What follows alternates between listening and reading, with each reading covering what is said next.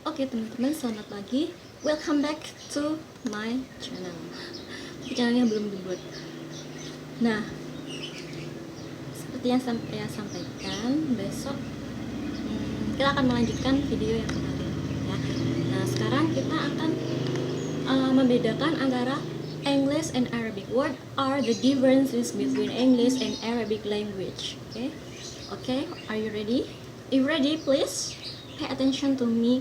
And if you haven't understood, you can reply the video. Okay? Kalau belum paham nanti bisa diulang. Nah, jadi there is al-Injiliziyah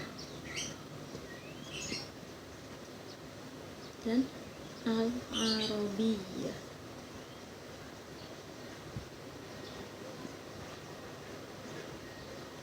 Al-Injiliziyah itu Inggris, Al-Arabiyah itu Arab. Dimana diantara keduanya yang lebih sulit? Menurut saya pribadi yang udah pernah belajar kedua bahasa ini, bahasa Arab jauh lebih sulit daripada bahasa Inggris. Jadi umpamanya aku punya waktu dalam 1 minggu itu 7 hari, 5 hari aku gunakan untuk belajar bahasa Arab, 2 hari aku gunakan untuk belajar bahasa Inggris. Karena sulit sekali. Jadi di Arab itu, kalau bahasa Inggris itu formulanya atau rumus-rumusannya itu hampir sama dengan bahasa Indonesia, hampir sama. Jadi seperti tinggal merubah dari bahasa Indonesia ke bahasa Inggris, meskipun ada beberapa yang berbeda. Tapi dalam bahasa Arab semuanya itu berbeda, dari alfabetnya tidak menggunakan alfabet tapi menggunakan alif ba ta, kemudian harokatnya yang punya rumusan sendiri, belum lagi panjang pendeknya lagi yang juga punya rumusan sendiri. Jadi Arab itu definitely benar-benar beda banget gitu ya. Nah, sekarang kita lihat, if we want to learn about English language, we must learn about 4 skills of English language. There are listening, reading,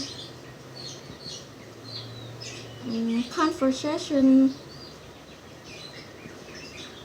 and then the rest is grammar.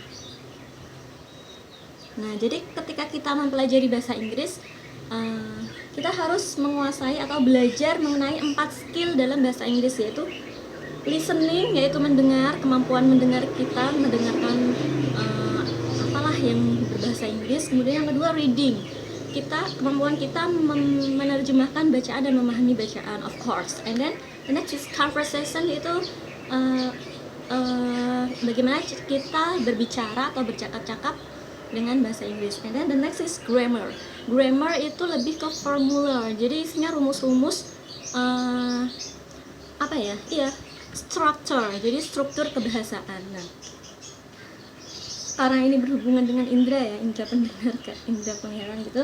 Jadi dalam bahasa Arab juga ada 4 kemampuan ini. Di semua bahasa, I think there are 4 skills also. Hanya semuanya bakal pakai 4 skill ini ya. Jadi kalau di Arab itu listening itu sama dengan fahmul masmu.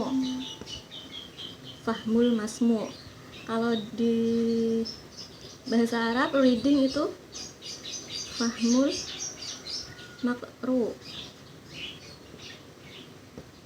Kemudian conversation itu muhadatsah.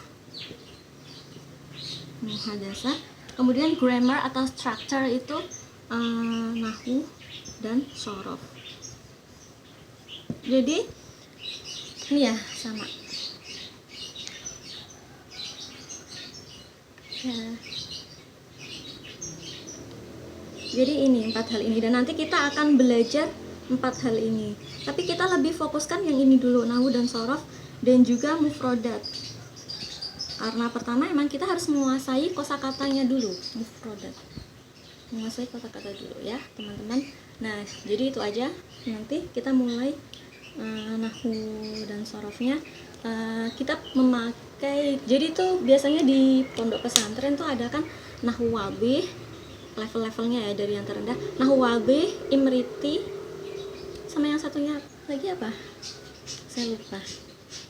Nah, tapi yang paling dasar itu nahwu wadih, tapi dia paling sederhana tapi sudah sangat cukup untuk digunakan dalam kehidupan sehari-hari. If you want to know about Quran, or if you want to speak with friends for Arabic, we can use nahwu wadih, jurumiyah ya. Jadi ada nahwu wadih, imriti, jurumiyah. Jadi semakin ke atas tuh semakin rumit. Jadi kalau jurumiyah dulu apa ya? Jurumiyah yang terakhir jurumiyah ya. Itu udah membahas tentang seperti pengecualian dalam bahasa, dan itu sangat langka digunakan dalam kehidupan sehari-hari. Jadi untuk kita belajar dari dasar, kita cukup menggunakan nahwu wadih terlebih dahulu ya, teman-teman. Oke, see me on the next video.